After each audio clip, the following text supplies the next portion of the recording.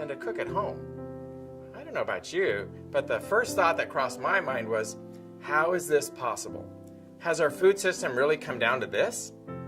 Shortly after the article was published, the New York Times published an op-ed that compared a typical McDonald's meal for 4 people against a meal of pinto beans and rice for 4 people. Not only was the nutrition of the beans and rice, which included onion, pepper, and seasoning, much better than the McDonald's meal, but it was also 67% cheaper.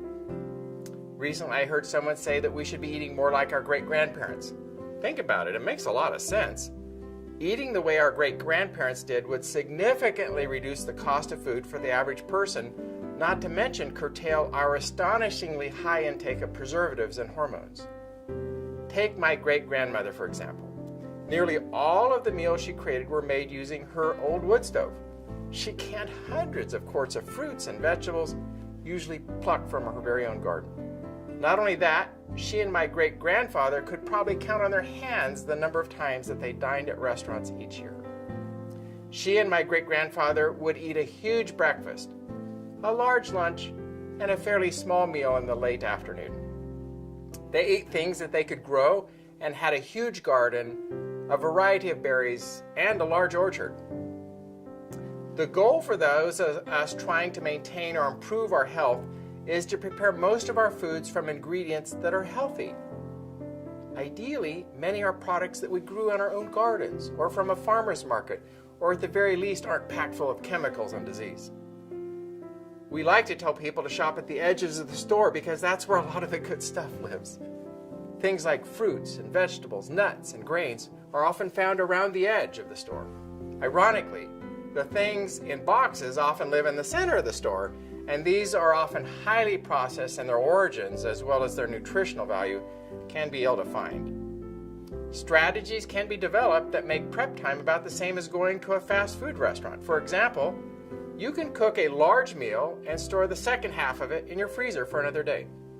Cooking meals ahead of time and freezing them is an excellent way to provide you with an easy meal on a busy day.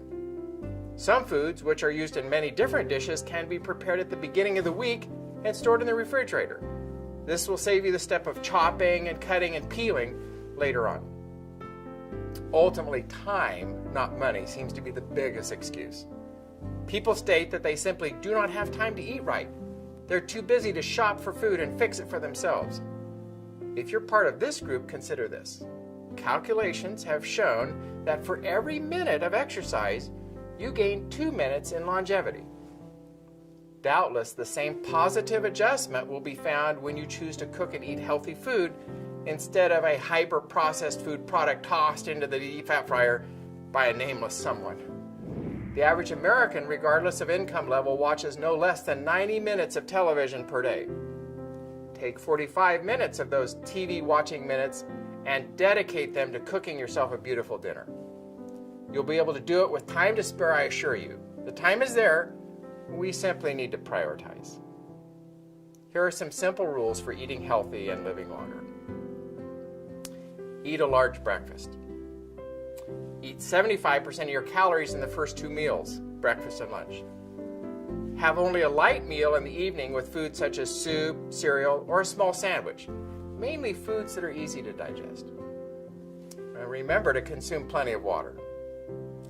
Consume 10 servings of fruits and vegetables each day. Eat a level handful of nuts each day. 20% of all calories now come from snack foods in America. Eliminate snacks. Choose whole grains, whole wheat bread, whole grain cereals, and brown rice. Avoid sugar-sweetened beverages, including fruit juice. Eat more legumes, and learn to read food labels.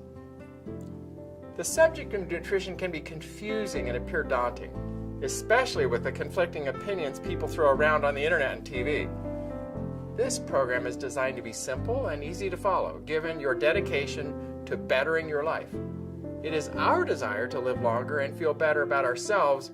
Remember that good nutrition is one of the best ways to get there, and you can get there.